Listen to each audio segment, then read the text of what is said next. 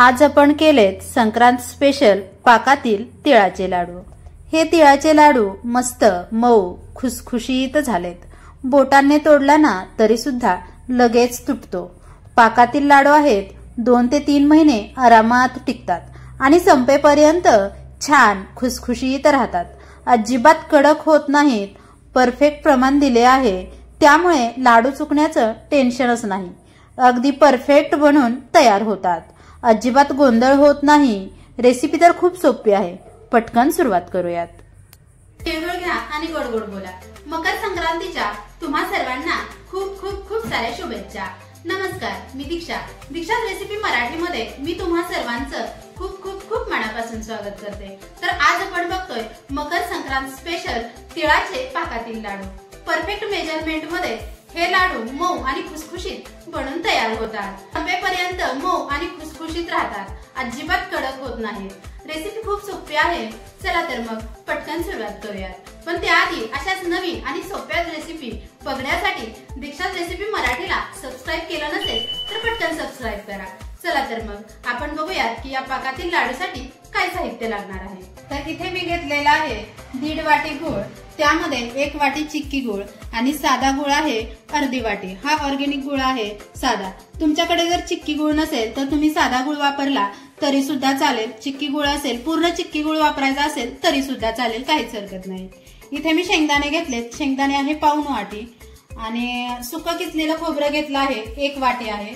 आणि इथे हे पांढरे तीळ घेतलेले आहेत, हे पांढरे तीळ 1 वाटी आहेत। हे पॉलिशचे तीळ आहेत, तुमच्याकडे जर बिना पॉलिशचे तीळ असतील तर ते सुद्धा वापरा, कारण त्याला चव छान असते। माझ्याकडे आता ते नाहीयेत म्हणून मी हे पांढरे तीळ वापरते, पॉलिशचे तीळ आहेत हे।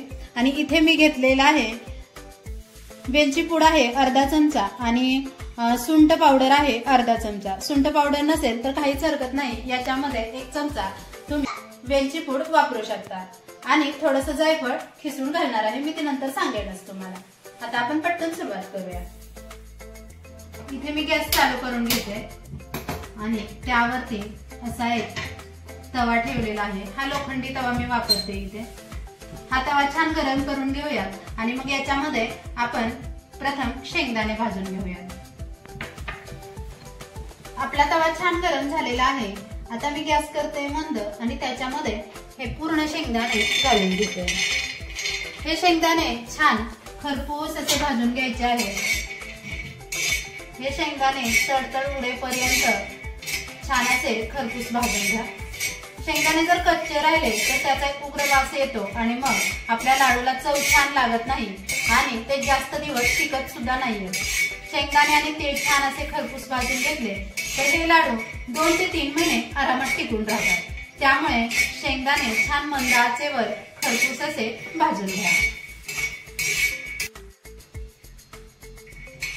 शेंगदाणे छान खरपूस असे भाजून तयार आहेत। शेंगदाणे भाजले की नाही हे कसं ओळखायचं, तर असा एक शेंगदाणा घेऊन हातावरती फोडून बघायचा। बघा, याचं सलपाट निघतं, याचाच अर्थ आपले शेंगदाणे छान खरपूस भाजून तयार आहे। आता आपण हे एका प्लेटमध्ये काढून ठेवूया। आता याच्यामध्ये आपण हे तीळ सुद्धा मंद आचेवर छान असे भाजून घेणार आहोत। सतत हलवत हे तीळ छान खरपूस असे भाजून घ्या। तीळ भाजले की नाही हे कसं ओळखायचं, तर तीळ छान असे फुलून वर येतात, अगदी टम्म फुगतात, म्हणजे आपले तीळ छान भाजले आहेत। हलवत आपण याला छान असे भाजून घेऊया। तीळ सुद्धा खरपूस असे भाजून झालेले आहेत। तीळ भाजले की नाही हे कसं ओळखायचं ते मी मगाशीच सांगितलं की तीळ छान फुलून वर आले, छान असे फुगले की समजायचं आपलं तीळ छान भाजलेले आहेत। आणि दुसरं म्हणजे असं हातावर घेऊन चुरून बघायचं, याचा भुगा होतोय, याचाच अर्थ आपले तीळ छान असे भाजलेले आहेत। आता हे तीळ सुद्धा मी एका प्लेटमध्ये काढून घेते।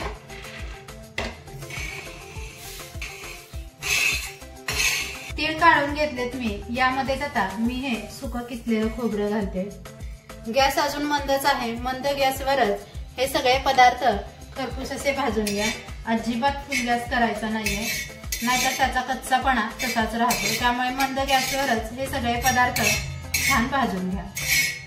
खोबरं सुद्धा छान तांबूस रंगावरती मी भाजून घेणार आहे। जास्त कलर चेंज करायचा नाही याचा, थोडंसं गरम करायचं फक्त याला।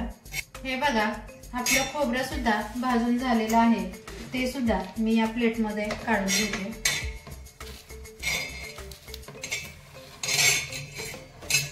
हे बघा शेंगदाणे, तीळ आणि खोबरं हे मी छान मंद गॅसवर भाजून घेतलेले आहे।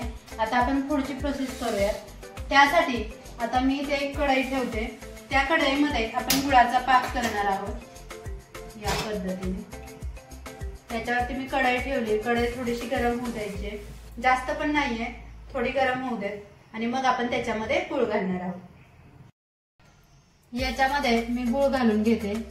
हा गूळ मी चिरून घेतलेला आहे, किसून चिरून, तुम्हाला कसं सोपं पडेल तसं तुम्ही हा गूळ किसून किंवा चिरून घ्या। सगळा गूळ मी या कढईमध्ये घालते। हा आहे चिक्कीचा गूळ, मी सांगितल्याप्रमाणे 1 वाटी हा चिक्कीचा गूळ घेतलेला आहे। हा चिकट असा असतो हा चिक्कीचा गूळ आणि पिवळसर दिसतो।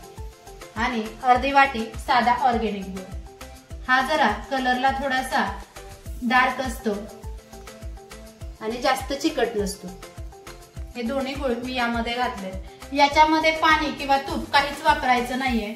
बरेच जण याच्यामध्ये पाणी किंवा तूप वापरतात जेणेकरून की गूळ पटकन मेल्ट व्हावा त्यासाठी, पण आपण इथे काहीच वापरणार नाही आहोत, कारण जेव्हा आपण पाणी किंवा तूप वापरतो तेव्हा त्याची व्हॅलिडिटी कमी होती, जास्त दिवस आपला लाडू टिकून राहत नाही। त्यामुळे आपण याच्यामध्ये पाणी किंवा तूप अजिबात वापरणार नाही आहे। तसाच गूळ आपण मंद गॅसवर मेल्ट करून घेणार आहोत। हे बघा गूळ आपला छान मेल्ट होतोय, तोपर्यंत आपण पुढची प्रोसेस करूयात। आता इथे मी घेते एक मिक्सरचं भांड आणि त्यामध्ये घालणार आहे हे शेंगदाणे भाजलेले। हे थोडेसे मिक्सरला फिरवून घ्यायचे, जास्त बारीक नाही करायचे, फक्त याची थोडीशी भरड करून घ्यायची। आणि खोबरं सुद्धा मी थोडंसं फिरवून घेणार आहे। तीळ नाही बारीक करायचे आपल्याला, फक्त शेंगदाणे आणि खोबरं थोडंसं बारीक करून घ्यायचं।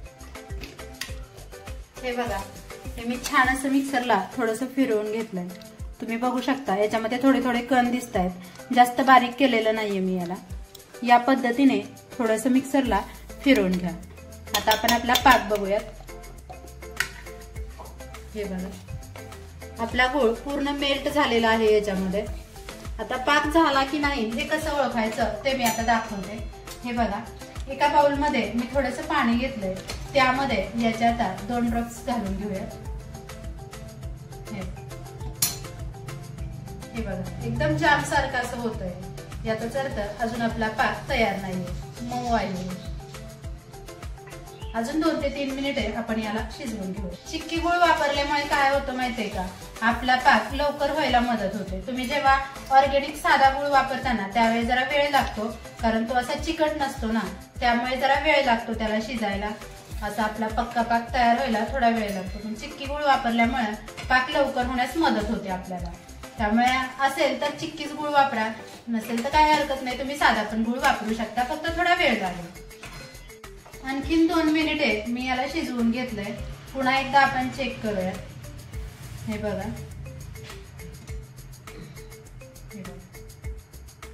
याची गोळी तयार होते बघा, पण अजून ती मऊच आहे। हे बघा या पद्धतीची गोळी तयार होते, पण ती मऊ आहे अजून, म्हणजेच अजून आपला पाक तयार नाहीये। अजून 2 मिनिटे आपण याला शिजवून घेऊया। आता आपण पुन्हा बघूयात एकदा चेक करून। आणखीन 2 मिनिटे मी याला शिजवून घेतलंय। हे बघा आता आपला पाक परफेक्ट तयार आहे, तुम्ही बघू शकता। हे बघा झाला पाहिजे, म्हणजेच आपला पाक तयार आहे। आता आपण याच्यामध्ये हे बारीक केलेले शेंगदाणे आणि तीळ घालून घेणार आहे। पूर्ण शेंगदाणे आणि तीळ याच्यामध्ये घालतो। गॅस मी बंद केलाय, पूर्ण गॅस बंद करा।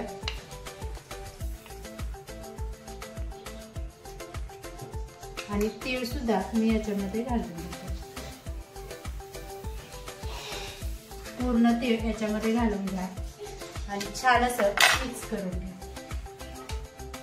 गॅस बंद करा, गॅस अजिबात चालू ठेवायचा नाही। या पद्धतीने सगळं मिक्स करून घेऊया। आता याच्यामध्ये आपण जी घेतली होती वेलची पूड आणि सुंठ पावडर ते घालून घेते आणि जसं की मी सांगितलं होतं की लास्टला आपण थोडंसं जायफळ खिसून घालणार आहोत. गुळ आहे त्यामुळे जायफळ तर पाहिजे. जायफळ आणि गुळाचं कॉम्बिनेशन काय भारी लागतं माहितीये का, त्यामुळे जायफळ असेल तर जरूर वापरा. आता हे छान मिक्स करून घेऊयात. हे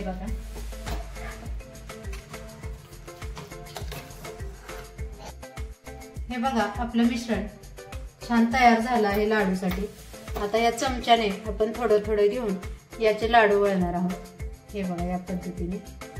तुम्हाला वाटेल की हे मिश्रण गरम आहे पण आपण चिक्की गुळ वापरल्यामुळे अजिबात भाजत नाहीये किंवा चटके बसत नाहीयेत. त्यामुळे चिक्की गुळ असेल तर नक्की वापरा. चिक्की गुळामुळे काय होतं की हाताला अजिबात चटके बसत नाही, व्यवस्थित पटकन लाडू वळले जातात. हे बघा मस्त लाडू तयार झाले. आता आपण याला एका प्लेटमध्ये काढून घेऊया. हे बघा त्याच पद्धतीने दुसरा सुद्धा लाडू मी तुम्हाला एक वळून दाखवते. हे बघा या पद्धतीने चटके बसत नाहीयेत बरं का. शक्यतो या लाडूला जास्त चटके बसतात हाताला, पण आपण चिक्की गुळ वापरलाय त्यामुळे जास्त चटके बसत नाहीयेत आणि मिश्रण सुद्धा छान असं बराच वेळ गरम राहतं, सुकत नाहीये पटकन. हे बघा दुसरा सुद्धा लाडू मी छान मळून घेतलेला आहे. आता याच पद्धतीने आपण सगळे लाडू तयार करून घेऊया. हे बघा मी छान असे त्याच पद्धतीने सगळे लाडू वळून घेतले. तुम्ही बघू शकता किती मस्त चमक आली या लाडूंवरती. अगदी परफेक्ट तयार झालेले आहेत. खुसखुशीत मऊसूद असे हे लाडू अगदी संपेपर्यंत राहतात, अजिबात कडक होत नाही. त्यामुळे आणि सगळ्यात महत्वाचं म्हणजे मी मगाशी सांगितलं की तुम्ही चिक्की गुळ नक्की वापरा, कारण जेव्हा आपण लाडू वळतो तेव्हा हाताला खूप चटके बसतात. ते का होतं तर आपण साधा ऑर्गॅनिक गुळ वापरतो त्यामुळे हाताला जास्त चटके बसतात. तर तुम्ही जर चिक्की गुळ वापरला तर अजिबात चटके बसणार नाहीत आणि मिश्रण सुद्धा जास्त असं थंड होत नाहीये पटकन. अगदी सगळे लाडू वळेपर्यंत आहे तसं मिश्रण राहिलं होतं. त्यामुळे हे मी लाडू सगळे वळून घेतलेले आहेत. मिश्रण जरी थंड झालं तर ते पुन्हा थोडंसं गरम करून घ्या आणि मग लाडू वळा. लाडू अगदी पटापट छान वळल्या जातात. आणि सगळ्यात महत्वाचं म्हणजे पाक चुकू नये म्हणून मी ते 3 स्टेप मध्ये तुम्हाला पाक कसा करायचा ते सुद्धा दाखवलेलं आहे, त्याच्या स्टेप दिलेल्या आहेत. त्यामुळे त्याच्या तशा करा म्हणजे तुमचा पाक अजिबात चुकणार नाही आणि लाडू छान मऊ आणि खुसखुशीत तयार होईल. अगदी सोप्या पद्धतीने मी ते लाडू कसे करायचे ते सांगितलेलं आहे. तुम्ही सुद्धा ही रेसिपी एकदा नक्की ट्राय करा आणि कशी झाली ते मला कमेंट मध्ये सांगायला विसरू नका. तुम्हाला जर माझे हे असेच नवीन आणि सोपे व्हिडिओ आवडत असतील तर माझ्या या व्हिडिओला लाईक करा, शेअर करा आणि सगळ्यात महत्त्वाचं म्हणजे सबस्क्राईब करायला अजिबात विसरू नका. पुन्हा भेटूया अशाच सोप्या आणि नवीन रेसिपी सोबत. तोपर्यंत आनंदी राहा, खुश राहा. धन्यवाद.